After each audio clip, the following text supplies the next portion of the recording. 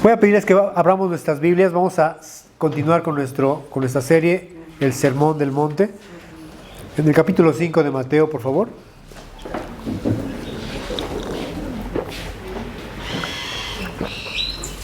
Mateo capítulo 5.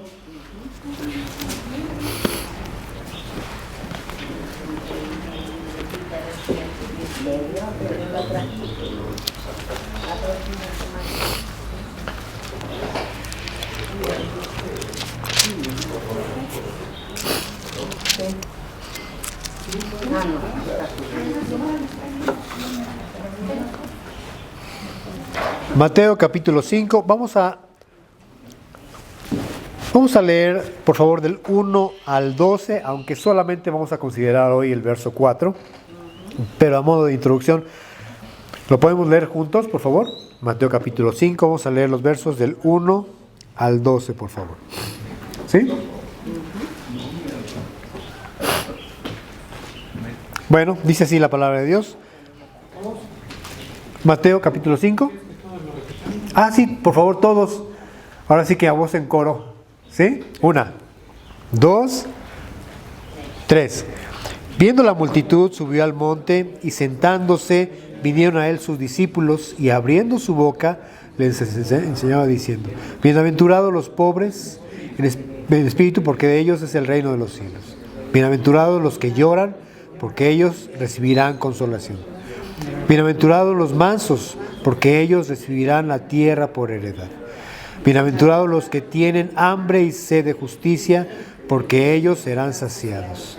Bienaventurados los misericordiosos, porque ellos alcanzarán misericordia. Bienaventurados los limpios de corazón, porque ellos verán a Dios. Bienaventurados los pacificadores, porque ellos serán llamados hijos de Dios. Bienaventurados los que padecen persecución por causa de la justicia, porque de ellos es el reino de los cielos. Bienaventurados son cuando por mi causa les vituperen y les persigan y digan toda clase. Gócense, dice el verso 12, y alégrense, porque su galardón es grande en los cielos, porque así persiguieron a los profetas que fueron antes que ustedes. Ya hemos dado gracias por la palabra del Señor. Y bueno, como ustedes pueden ver, la frase el reino de los cielos aparece en la primer bienaventuranza, al igual que en la que se considera ser la última, porque la aparente bienaventuranza número 9 va ligada al verso 9. Al verso 10, sí, gracias. Exactamente. Entonces, Jesús inicia diciendo: bienaventurados los pobres en el verso 3, los pobres de espíritu, porque de ellos es el reino de los cielos. Y termina diciendo: bienaventurados los que padecen persecución por causa de la justicia, porque de ellos es el reino de los cielos, ¿verdad? Como ya habíamos comentado, el Sermón del Monte es un resumen de los principios que representan el reino mesiánico de Cristo, los cuales reflejan la voluntad de Dios y su justicia. Es la manera de cómo podemos ver el Sermón del Monte. Ahora, Mateo nos deja ver en estas bienaventuranzas una perspectiva de quiénes son los ciudadanos entonces del reino. Si decimos que el Sermón del Monte es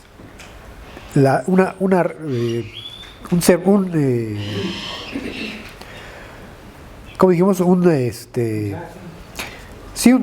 reflejo, alguien le llama una ventana a una perspectiva de lo que es el reino de los cielos, un resumen del cual, entonces podemos decir que las bienaventuranzas son, sin duda alguna, parte de esa perspectiva. Así es que Mateo, a través de estas bienaventuranzas, nos permite ver quiénes son los ciudadanos del reino de Dios, ¿verdad? Entonces, cada una de estas mismas bienaventuranzas nos dejan ver los rasgos distintivos del carácter de Jesucristo, a lo cual cada uno de nosotros estamos llamados a anhelar. ¿Ustedes anhelan eso? El carácter de Jesucristo en sus vidas. Porque ese es el propósito de Dios para quienes desean ser discípulos. Imprimir el carácter de Cristo en nosotros, ¿verdad? Por tanto, no podemos eludir ninguna de esas mismas bienaventuranzas. Todas debemos anhelarlas. No puede alguien decir eso de la persecución no es para mí, ¿verdad? O la tribulación no es para mí, porque finalmente estas mismas nos dan acceso o nos ayudarán a encontrar la manera de entrar al reino de Dios. Acompáñame a Hechos capítulo 14, verso 22, como para que podamos decir la parte de las bienaventuranzas como el tema de la persecución. Eso a lo mejor no es algo que me atraiga muchísimo, ¿no?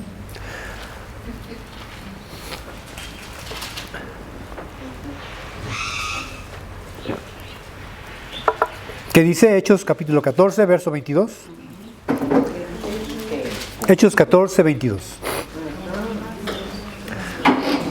Dice, confirmando los ánimos de los discípulos, exhortándoles a que permaneciesen en la fe y diciéndoles, es necesario que a través de muchas tribulaciones entremos en el reino de Dios. Y quiero enfatizar eso, es necesario, dice aquí Pablo, que a través de muchas tribulaciones entremos en el reino de Dios. Así es que, entonces, cuando vemos en las bienaventuranzas una perspectiva, un resumen del reino de Dios y cada una representando los rasgos distintivos del carácter de Cristo, entonces podemos con esto determinar quiénes son aquellos que forman parte del reino, o los ciudadanos del reino de Dios. Cada una de estas bienaventuranzas entonces es parte esencial de la vida de un discípulo. No podemos hacer a un lado alguna. Justamente hace unos días una hermana en Cristo que trabaja en México, ella trabaja en una empresa de fabrica productos de capilares de belleza, y pareciera que su trabajo estaba completamente bien hasta que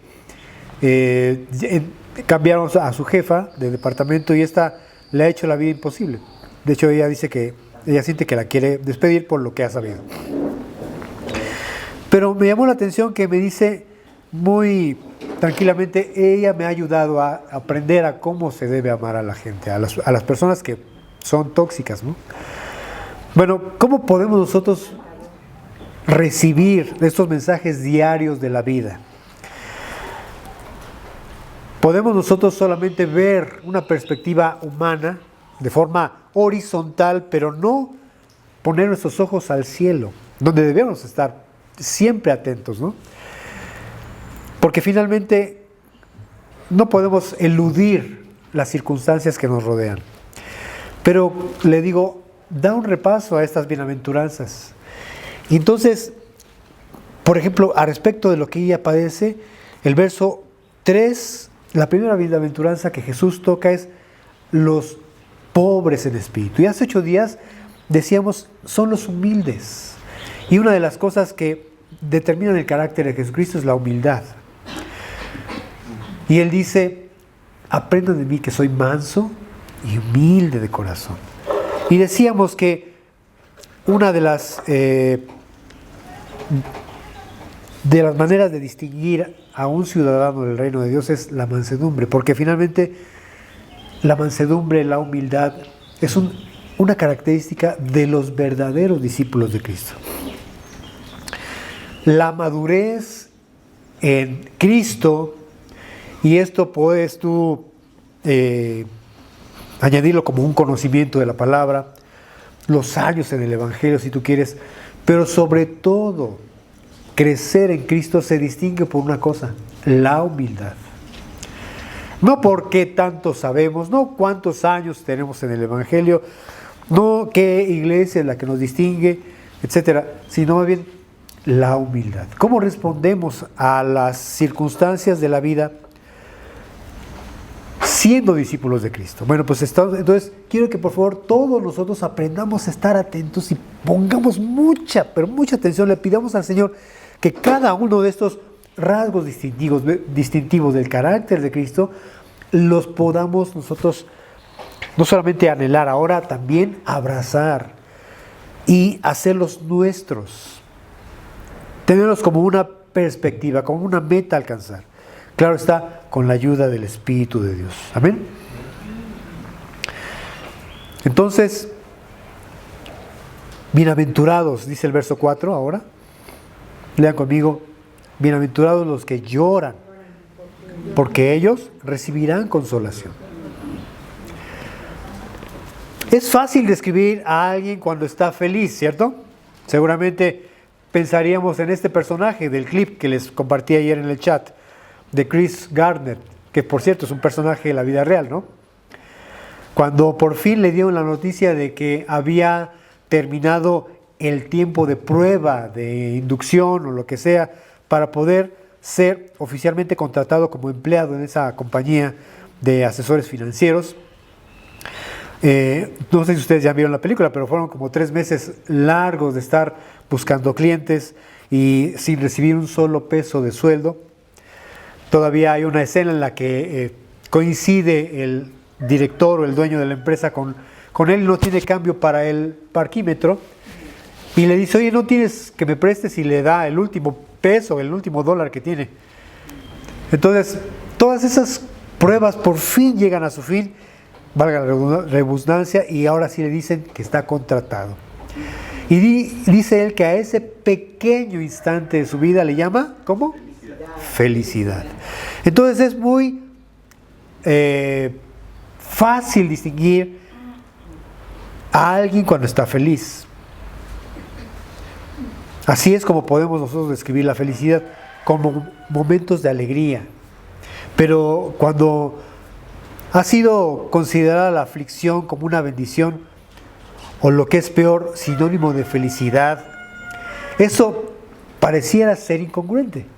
De hecho, el reino de los cielos, a nuestro parecer, o a la perspectiva de lo que comúnmente nosotros conocemos como felicidad, por ejemplo, que hace 8 días mencionábamos también, pareciera ser incongruente. El reino de los cielos es incongruente a la luz de lo que nosotros llamamos como congruencia, vaya. Es decir, ¿cuándo has visto que una persona sea feliz a través del llanto o a través del dolor o la aflicción? Porque podemos decir que hay lágrimas de gozo, pues sí las hay, pero cuando pensamos en la aflicción, ¿cómo podemos nosotros a esto distinguirlo como un momento feliz? ¿Por qué Jesús le llama a esta, o describe esta bienaventuranza como algo que pareciera ser contradictorio? ¿Cómo alguien puede ser bienaventurado, dichoso, feliz, estando en la aflicción? Encontramos, sí, la felicidad en los placeres, en el dinero, en la diversión, en los logros materiales. Podríamos incluso encontrarla en la admiración propia, cuando a otros nos elogian, etcétera, ¿no? Pero, ¿cuándo vamos a poder pensar que el dolor o la angustia, la frustración, las dificultades puedan ser causas de felicidad, puedan ser sinónimos en el reino de los cielos de felicidad, de bendición? Entonces ahí es donde yo quisiera que ustedes y yo pudiéramos meditar acerca de esto. Jesús dice, bienaventurados los que lloran. Bienaventurados los que lloran. A esto entonces vamos a llamarle una paradoja. ¿Y qué es una paradoja? Bueno, es algo que establece una diferencia entre lo que es congruente o lo hace ver incongruente o contradictorio. ¿Sí me explico? Por ejemplo, Dios llama sublime a lo que a lo mejor los hombres despreciamos. Por ejemplo, el estar quebrantados, el estar en una situación de tristeza, de contrición. Pero Dios tiene un propósito para cada una de las cosas que Él ha permitido en nuestras vidas. Entonces esto podría ser entonces llamado una paradoja. Tanto que incluso el Señor advierte en el Evangelio de Lucas, por favor acompáñame al capítulo 6, por favor, la versión de las bienaventuranzas de Jesús a través de la perspectiva de Lucas. Lucas capítulo 6, verso 25.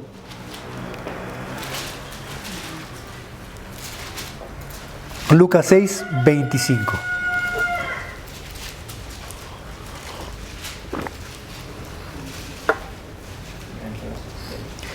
Lucas 6, 25. Cuando lo tengan me dicen amén. Amén. ¿Sí? Dice, ay de ustedes los que ahora están saciados, porque tendrán hambre. Ay de ustedes los que ahora ríen, porque lamentarán y llorarán. Así es que entonces la paradoja de que estemos en esa condición de dolor, de duelo, de llanto, de tristeza, delante de Dios tiene un significado porque Él está preparando un propósito para nuestras vidas. Sin embargo, hay de aquellos que todo el tiempo están saciados, hay de aquellos que todo el tiempo ríen, porque tendrán hambre y alguna vez lamentarán y llorarán. Pensemos un momento, ¿cómo sería si todo el tiempo el sol estuviera radiante? ¿Qué creen que pasaría si el sol siempre estuviera como ahorita? Hermoso, resplandeciente. ¿Cómo sería? Pues crearía un desierto, ¿verdad? Habría sequedad. A muchos no les gustan los días nublados, ver nubes grises, ¿verdad? Pero qué importantes son las nubes grises en la vida de cada uno de nosotros. Y es que a través de esas nubes grises es como podemos nosotros disfrutar de la lluvia y ser refrescados a través de ellas. Bueno, pues nosotros también estamos en esa condición. No podemos siempre estar riendo, no podemos siempre estar saciados. De hecho, hablando de la lluvia, qué importante es llorar. Al final vamos a ver por qué es importante llorar. Y cuando lloramos, pareciera que nos estamos liberando de algo, de un peso. Las lágrimas sin duda sirven para limpiar nuestro corazón. En otras palabras, si nuestra vida en este mundo estuviera libre de aflicciones, tendríamos vidas simplemente superficiales y sobre todo alejados de Dios, porque el quebrantamiento en la Biblia no es una opción, sino más bien es necesario. Así es que nunca podremos apreciar del todo la gracia de Dios. Y fíjense que es interesante que la Biblia nos habla sí del pecado, por supuesto, pero yo creo que la palabra de Dios, a los que amamos a Dios, hace un sobreénfasis en el tema de la gracia. Porque Dios apunta más bien hacia eso.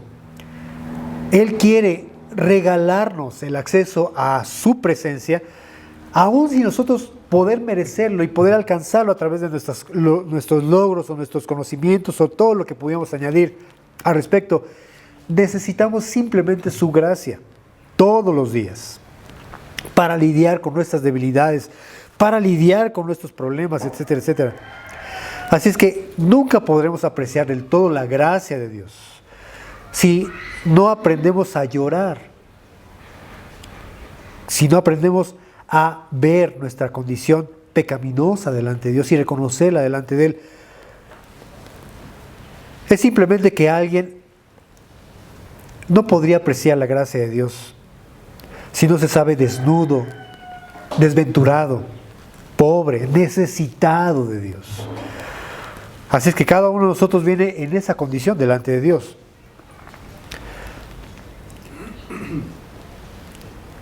Pero ¿de qué tristeza me está hablando aquí Jesús cuando dice bienaventurados o bendecidos o benditos los que lloran? Acompáñame por favor a 2 de Corintios capítulo 7. 2 de Corintios capítulo 7. Jesús nos habla de un llanto o una tristeza que es según Dios. Que el lamento que pueden experimentar aquellos que desean verdaderamente pertenecerle. Ve lo que dice 2 de Corintios 7, versos 10 y 11. Me voy a permitir leer la versión Nueva Internacional. Dice: la tristeza que proviene de Dios produce el arrepentimiento que lleva a la salvación, de la cual no hay que arrepentirse. De esa tristeza no hay que arrepentirse, ¿sí? Mientras que la tristeza del mundo produce la muerte. Fíjense lo que ha producido en ustedes esta tristeza que proviene de Dios. ¡Qué empeño! ¡Qué afán por disculparse! ¡Qué indignación! ¡Qué temor! ¡Qué anhelo! ¡Qué preocupación! ¡Qué disposición para ver que se haga justicia! En todo han demostrado su inocencia en este asunto. Es decir, entonces, el Señor nos habla de la tristeza que produce, o que es aquello que Él llama bienaventuranza o una bendición. Posiblemente alguien dirá: yo nunca quiero estar triste, yo quiero siempre estar contento. Pero Jesús dice aquí: es necesario la tristeza. En el reino de los cielos, a diferencia de nuestra perspectiva humana, la tristeza es necesaria, porque es a través de esto que produce en nosotros arrepentimiento de pecado. Dice aquí Pablo: de esa tristeza no hay que arrepentirse, no hay que lamentarlo, pues. No hay que estar diciendo: ¿por qué me pasan estas cosas a mí? No sé si te ha pasado a ti. Y cuestionas a Dios y preguntas y estás inconforme con lo que sucedió. Pero si eso te lleva a un arrepentimiento, si eso te lleva a una dependencia de Dios, entonces no hay nada de qué avergonzarse, no hay nada de qué arrepentirse, no hay por qué renegar de eso, pues. Pero la tristeza que es conforme al mundo, esa sí produce en nosotros muerte. Muerte. ¿Y qué es esa tristeza que es conforme al mundo? Acompáñame por favor a Santiago capítulo 4, por favor. Santiago 4.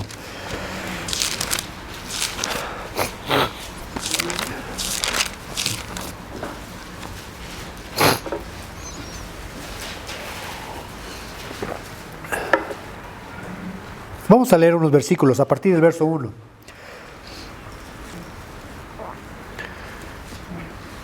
Santiago capítulo 4 a partir del verso 1. Dice, ¿lo tienen? Sí.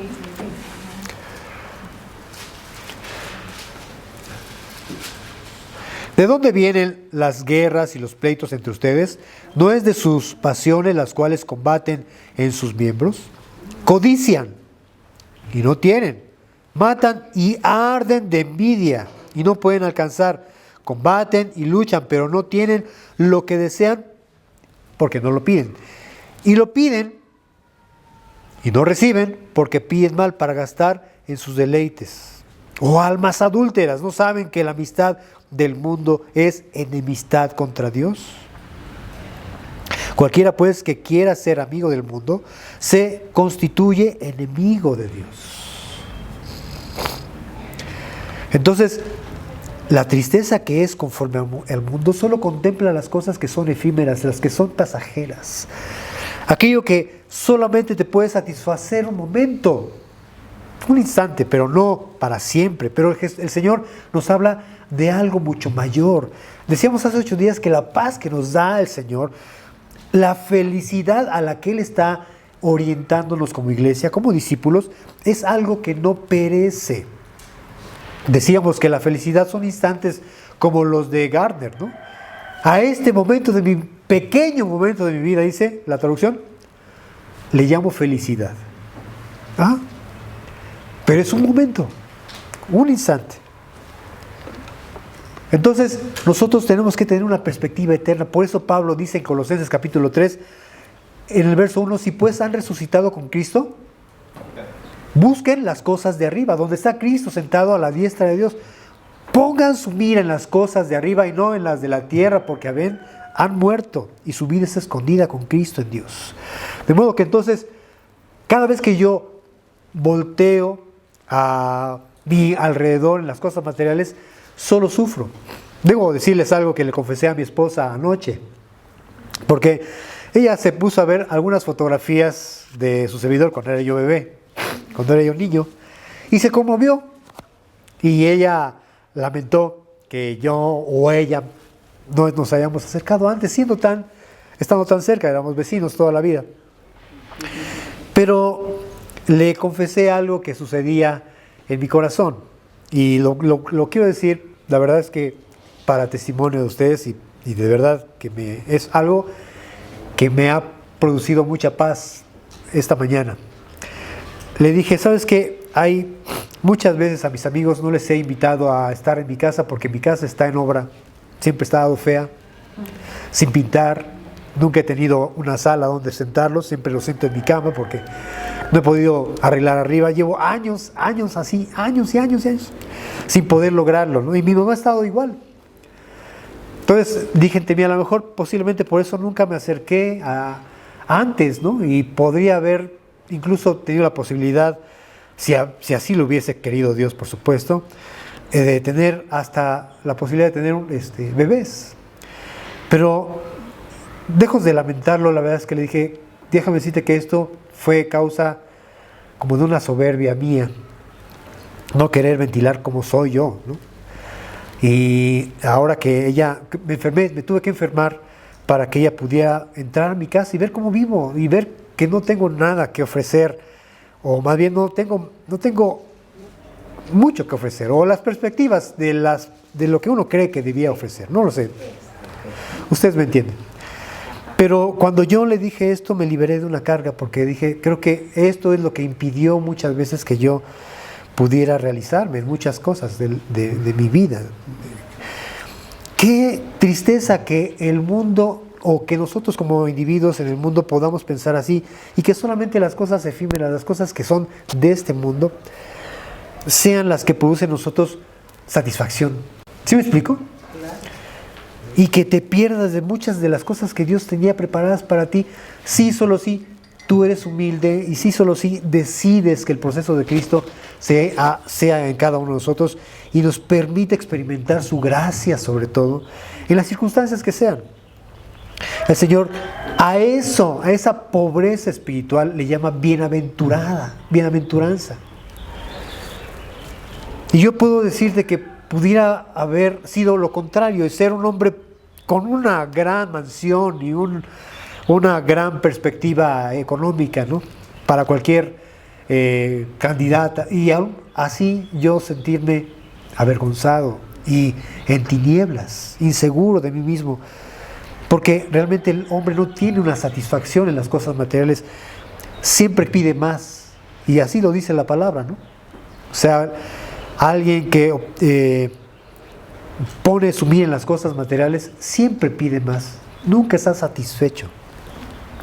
Entonces, Jesucristo quiere que nosotros experimentemos su bendición a través de no las cosas efímeras, las cosas materiales, sino a través de que veamos cómo Él está transformándonos a través de su espíritu, a través de su quebrantamiento, sus propósitos, a la imagen de Jesucristo. Por eso a esto les llama bienaventurados.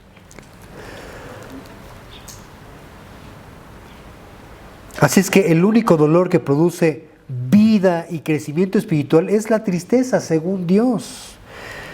Y sin esa condición de dolor por nuestro pecado no podemos participar. Escuchen bien esto, por favor, pongan atención a eso. Sin esa condición de dolor, de dolernos por nuestro pecado, no podremos participar del reino de Dios. Es como cuando Pedro le dice al Señor, tú no me vas a lavar los pies. Y le dice el Señor, si yo no te lavo los pies, no tienes parte conmigo. Entonces, qué importante es dejar a Dios que Él haga lo que tiene que hacer en tu vida. Pablo, por ejemplo, al respecto, reconoce su naturaleza pecaminosa. Acompáñame a Romanos capítulo 7, verso 18, por favor. Romanos capítulo 7, verso 18.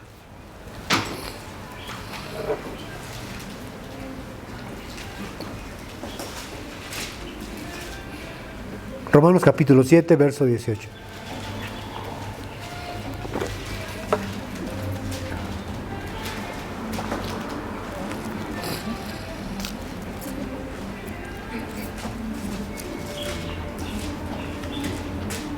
Romanos capítulo 7, verso 18 dice: y yo sé que en mí, esto es, en mi carne, no mora el bien, porque el querer el bien está en mí, pero no el hacerlo.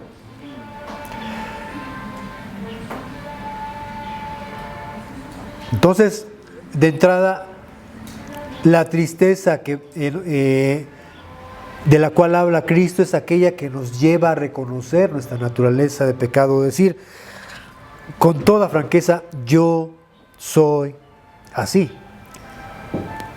Mi pecado está ahí. Quiero hacer el bien, pero no está en mí hacerlo. David lamenta su condición.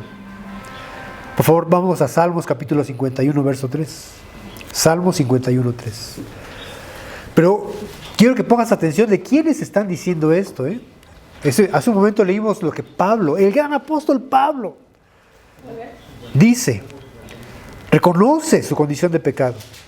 Ahora, en el Salmo 51, verso 3, David lamenta su condición.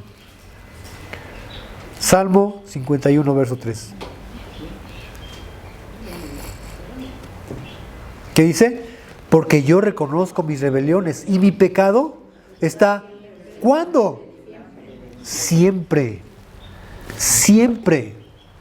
Está siempre delante de mí.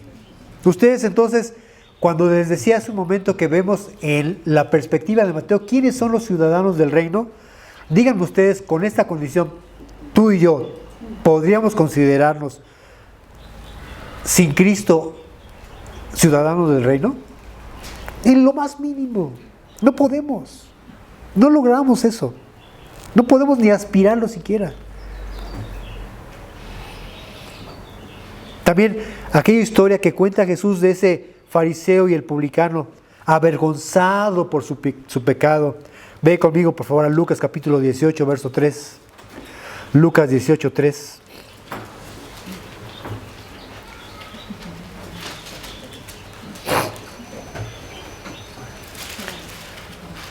Lucas capítulo 18, verso 3.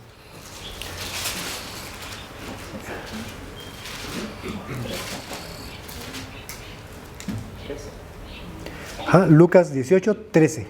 Perdón.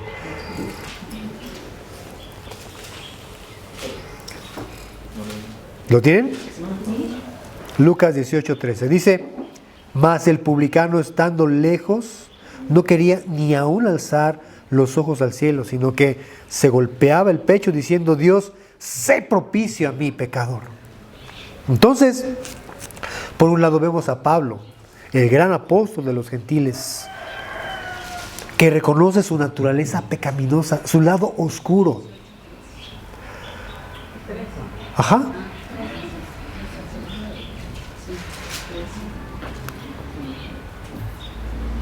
Vemos por otro lado a David, el hombre conforme al corazón de Dios, que lamenta su condición. Y vemos a un pecador avergonzado por esa naturaleza de pecado delante de Dios, que ni siquiera se acerca al altar del templo, que ni siquiera tiene la capacidad de levantar sus ojos al cielo porque se siente avergonzado. Cuando nosotros llegamos a esa conclusión, familia, entonces comienza a producirse una tristeza que es según Dios. Una tristeza que te lleva al arrepentimiento. Como algunos saben ustedes, a mí yo soy muy fan de las historias fantásticas, dice Álvaro. Y una de esas es la historia de la Guerra de las Galaxias, Star Wars. Y uno de los principales personajes que a mí francamente me encanta es el de Darth Vader. Ustedes saben que él fue un niño inocente, ¿verdad? Tenía en sí la naturaleza de los Jedi, fue entrenado, pero desarrolló tal habilidad que después era difícil controlarlo. Él, un chico impulsivo que rompía todas las reglas de la religión de ellos, etc. Cuando la maldad vio en él esa debilidad, comenzó a trabajar en él hasta engañarlo.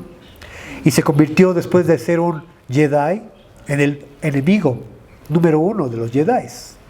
Después de ser, primero era Anakin y se convirtió en Darth Vader. Pero en ese personaje que comienza a ser el más perverso de toda la galaxia, hay todavía un corazón ahí que le pertenece, según la historia, a la fuerza, a la luz. Y me viene una escena en la que su amada Padme, ya en el hecho de morir, a Obi-Wan, que es el entrenador de Anakin, lo ve con tristeza y le dice, las últimas palabras que le dice: hay bondad en él. Hay aún bondad en él. Pues total que esto queda en 3 puntos suspensivos, porque lo que sigue es todavía una mayor maldad en él. Pero no es sino hasta la última parte de la historia, que por cierto se escribió antes, cuando yo era chiquito. Resulta que cuando Darth Vader ve a su hijo siendo castigado por el emperador más malévolo de los Jedi, el Lord Sith, recupera en ese momento esa parte noble que tenía de Anakin y salva a su hijo, ¿no?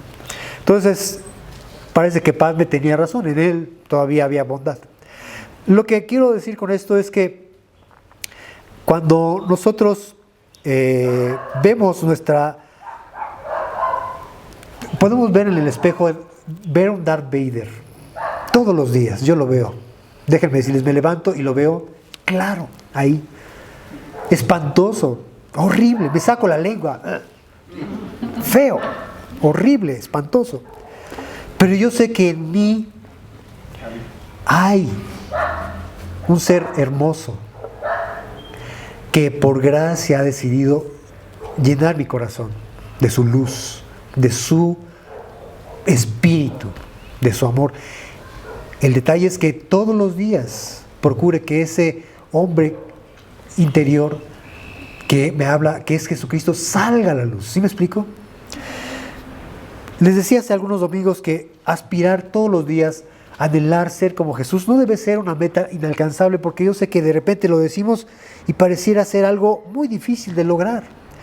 Pero yo creo que todos los días podemos decirle a Dios: ayúdame a ser como Jesús.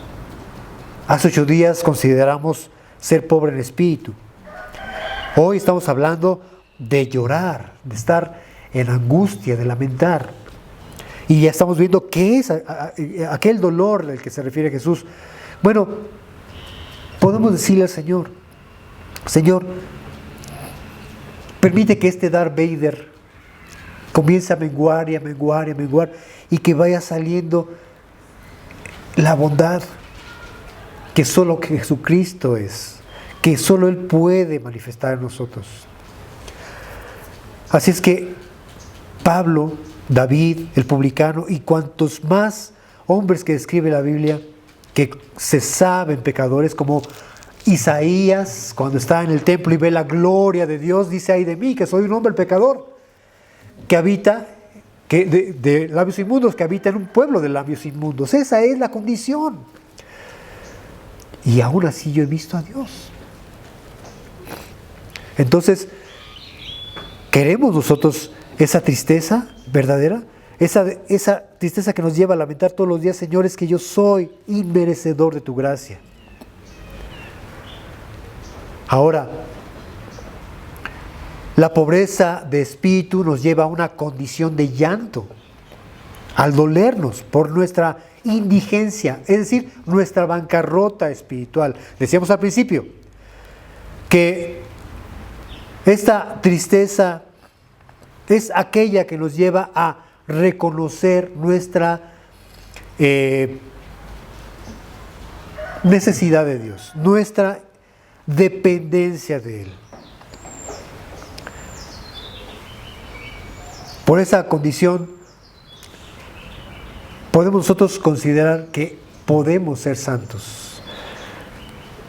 Si decíamos que la humildad es el camino para acercarnos más al trono de Dios, en el reino de Dios, la humildad es uno de los tesoros más importantes. Digamos, es de los si podemos hablar de rangos o de lugares en el cielo, la humildad viene a ser, sin duda, uno de los más importantes. Y la Biblia dice que sin santidad nadie verá al Señor. Por lo tanto, la humildad es sinónimo de la santidad.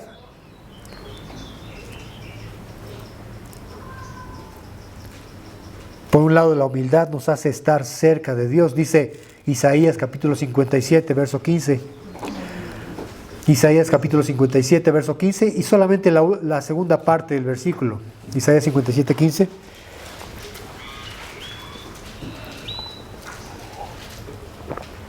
Isaías capítulo 57, verso 15 dice: yo habito en la altura y la santidad. Y yo te voy a pedir, subraya, yo habito.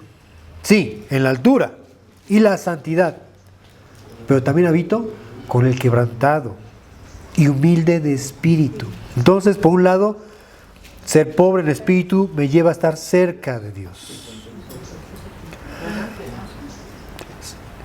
Por otro lado, el dolor, la tristeza que es según Dios, nos hace sentir la necesidad de ser purificados, de ya no amar más el pecado, de reconocer nuestras faltas delante de Dios. Sáltate al Salmo 51, verso 4, por favor. Salmo 51, verso 4.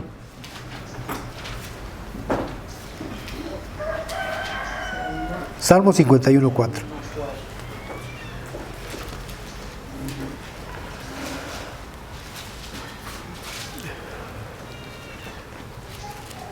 Salmo 51, 4 dice: contra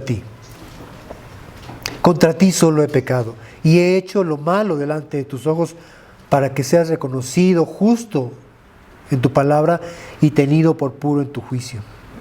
Ese mismo pasaje lo voy a leer en la versión Nueva Internacional. Dice: contra ti he pecado, solo contra ti, y he hecho lo que es malo ante tus ojos, por eso tu sentencia es justa y tu juicio irreprochable. Por eso tu sentencia es justa y tu juicio irreprochable. Así es que ambas cosas, entonces, la tristeza, o más bien la humildad, disculpen, y la tristeza nos llevan a estar más cerca de Dios. Por tanto, son sinónimos de santidad.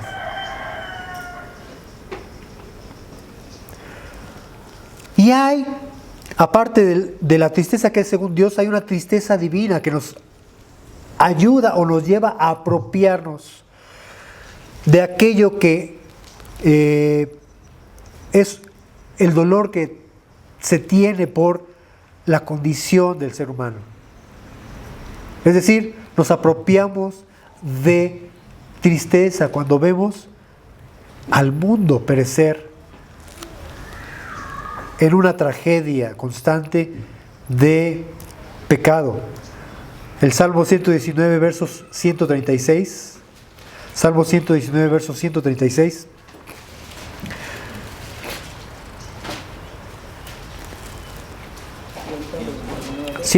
Versos 136.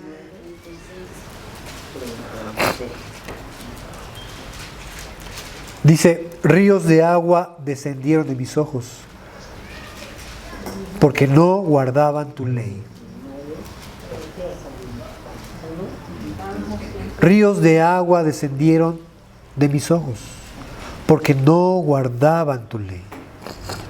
Los discípulos, entonces, mis queridos hermanos, no podemos ser indiferentes a la tragedia por la condición del mundo. El apóstol Pablo nos exhorta diciendo que debemos hacer rogativas, oraciones, peticiones y acciones de gracias por todos los hombres, por todos, hasta por el presidente Clinton, por los reyes, por todos los que están en evidencia, para que vivamos quieta y reposadamente en toda piedad y honestidad, porque esto es bueno y agradable delante de Dios. ¿Tú has tenido carga por el mundo? ¿Has llorado al ver la condición de tragedia espiritual? Por otro lado, también hay un dolor por el anhelo de ser librados de la presencia del pecado en nuestro ser. Acompáñame, por favor, ahí mismo en Romanos. Vamos a leer el verso 8. Y vamos a ver primero, a partir del verso 18, por favor. Romanos 8, 18. Es interesante lo que Pablo revela aquí. Resulta que también la misma creación está en constante tristeza y dolor por el pecado. Romanos 8, 18 y al 22 dice, Romanos 8, 18 al 22. Dice, pues tengo por cierto que las aflicciones del tiempo presente no son comparables con la gloria venidera que nosotros ha de manifestarse, porque el anhelo ardiente de la creación es aguardar la manifestación de los hijos de Dios. Porque la creación fue sujetada a vanidad no por su propia voluntad, sino por causa del que la sujetó en esperanza. Porque también la creación misma será libertada de la esclavitud de corrupción a la libertad gloriosa de los hijos de Dios. Porque sabemos que toda la creación, ¿qué dice? Gime, se duele a una y a una está con dolores de parto hasta ahora. Entonces, vemos que la creación se duele por la condición que hay en ella de pecado, la cual no lo tiene por voluntad. La Biblia dice que Dios maldijo la tierra por causa del pecado. Y eso ha llevado a una crisis, una constante de desastres y de devastación en el mundo entero. Pero hay un dolor que sucede en el corazón de aquellos que desean la presencia de Dios en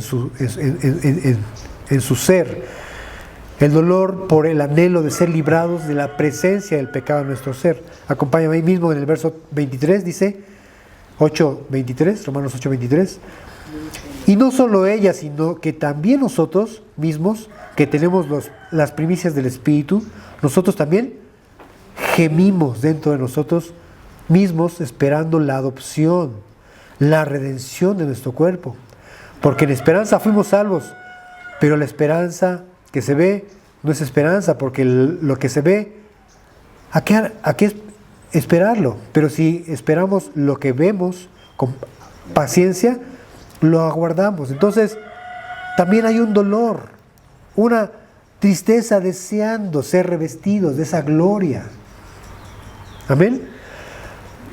Entonces, al igual que la creación, los discípulos lloran, claman, gimen ante la condición de destrucción, de devastación por el pecado y el anhelo de algún día ser transformados y quitar la presencia del pecado en nuestro ser. Pero nosotros no solamente gemimos, no solamente nosotros nos dolemos. Ahí mismo en Romanos 8, el verso 26 y 27, nos dice también que el Espíritu también gime. Dice, y de igual manera el Espíritu nos ayuda en nuestra debilidad, porque ¿qué hemos de pedir como conviene? No lo sabemos, pero el Espíritu mismo intercede por nosotros con gemidos indecibles. Mas el que escudriña los corazones sabe cuál es la intención del Espíritu, porque conforme a la voluntad de Dios intercede por los santos. Vean lo importante que es para Dios entonces esa condición de contrición, de llanto, que aún mismo el mismo Dios llora al interceder por nosotros, porque Él ve nuestra condición. Dice el libro de los Hebreos en el capítulo 4, en el verso 15, que no tenemos un sumo sacerdote que no se compadezca, que no padezca con nosotros, sino uno que fue tentado en todo conforme a nuestra semejanza Él fue tentado en todo, sabe perfectamente, entiende por lo que estamos pasando todos los días, por mantenernos a flote en la fe, mantenernos firmes delante de Él. Por eso también el Espíritu llora al interceder por nosotros. Entonces ahora te voy a pedir que veas la escena. Por un lado, la creación llora, los discípulos lloran, el Espíritu llora. Esta es entonces la mezcla del clamor que llega al Padre, y esa es la condición, el ingrediente que nos hace bienaventurados delante de Él. Por eso es que entonces no debemos lamentar la tristeza que produce en nosotros arrepentimiento. No debemos lamentar la tristeza que nos lleva a estar cerca de Dios. ¿Qué es aquello por lo que lloramos hoy? ¿Qué es aquello que te hace llorar a ti? Déjame decirte que el Señor se agrada cuando son lágrimas por ese dolor. Y la Biblia dice que Él lleva un registro de tus lágrimas. Preguntaba al principio, ¿por qué será que es importante llorar? Acompáñame y vamos a terminar con esto. Salmo 56, verso 8. Salmo 56, verso 8.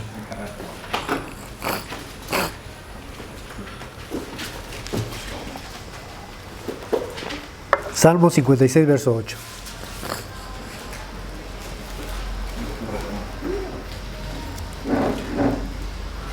Salmo 56, 8. ¿Lo tienes? ¿Listo?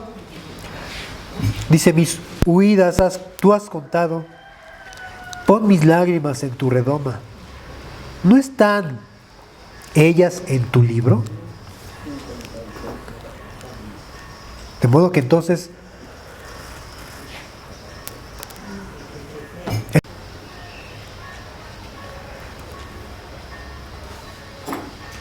¿cuál es la razón de tu llanto, de tu tristeza? Déjame decirte que el Señor ha prometido que serás consolado. Y serás consolado por Él mismo. Finalmente te pido que vayas a Apocalipsis capítulo 21, verso 3 y verso 4. Apocalipsis 21, 3 y 4. Por eso es necesario.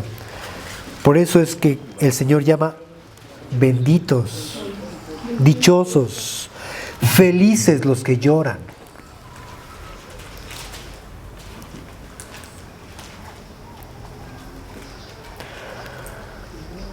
Apocalipsis 21, 3 y 4 dice, oí una gran voz del cielo que decía, he aquí el tabernáculo de Dios con los hombres, y Él morará con ellos, y ellos serán su pueblo. Y Dios mismo, escucha bien, Dios mismo estará con ellos como su Dios, enjugará a Dios toda lágrima de los ojos de ellos, y ya no habrá muerte, ni habrá más llanto, ni clamor, ni dolor, porque las primeras cosas pasaron. Hoy lloras, hoy lloramos, pero algún día seremos consolados de esa tristeza que nos lleva al arrepentimiento, de esa tristeza por la condición del mundo, del pecado, de esa tristeza porque deseáramos nosotros ser revestidos de la gloria de Cristo y ya no estar desnudos. Como Adán fue encontrado desnudo, pero no lo lamentó, se avergonzó. Pero nosotros hoy lo lamentamos, ¿verdad? Nos dolimos, lloramos por eso. Si tu llanto es por esa condición, entonces eres bienaventurado, eres dichoso.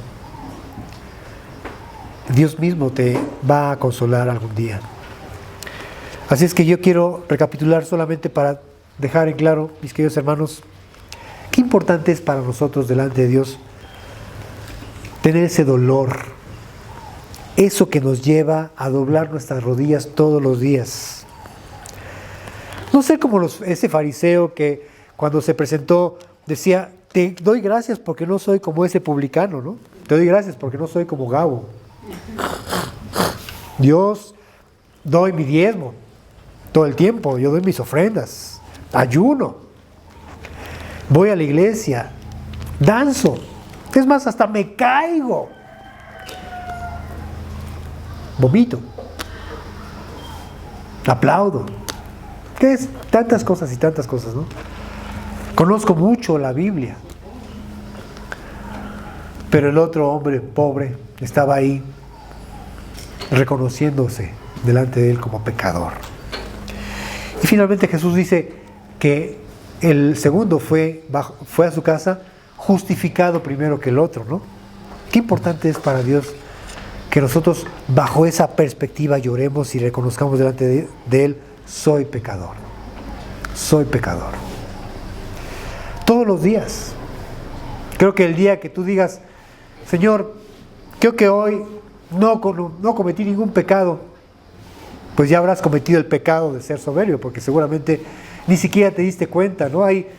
David menciona pecados de los cuales ni siquiera estamos conscientes. No, hay que decirle al Señor, como Pablo: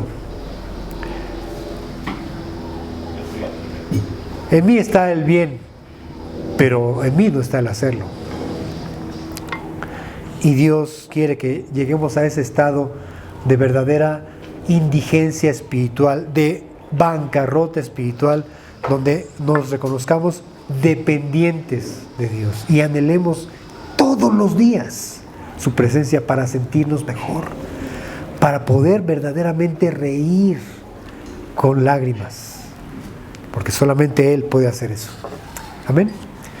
Padre Santo, gracias por los momentos de quebrantamiento que seguramente todos hemos tenido en algún momento, ya sea por enfermedad, ya sea por situaciones económicas, ya sea por nuestro pecado,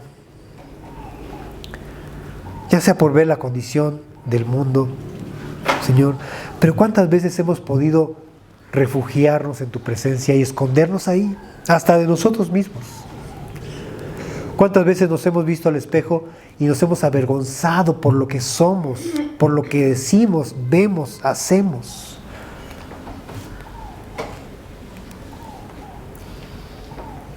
¿Cuántas veces nos hemos reconocido inmerecedores de tu reino, Señor?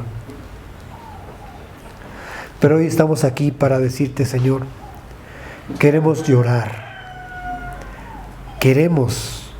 necesitamos ser quebrantados. Dice David en el Salmo 119, verso 71: me fue bueno haber sido humillado, avergonzado, porque así recuerdo tus estatutos, recuerdo tus mandamientos. Señor, qué importante es que nosotros aceptemos que necesitamos estar quebrantados, Señor.